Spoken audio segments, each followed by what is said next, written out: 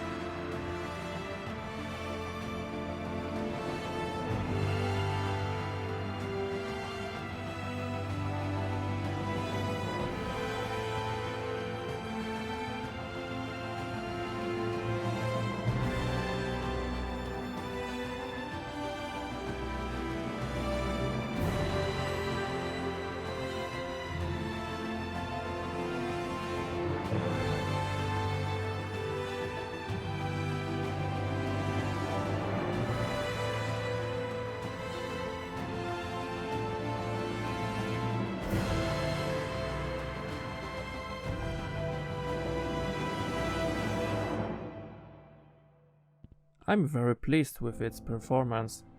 The image stabilizes perfectly, keeping up with the changes in the aircraft's position. Next, I will try mounting it on the nose, perhaps in an inverted position, and also use head tracking, as controlling the camera with sliders wasn't very smooth. I invite you to join our tech group on Facebook, as well as our newly created Discord server, when you can share your experiences, showcase your builds, and ask questions. I've also uploaded the modified hatch files there, so if anyone wants to mount this gimbal on their Stallion, they can use it. Cheers, and see you in the next videos.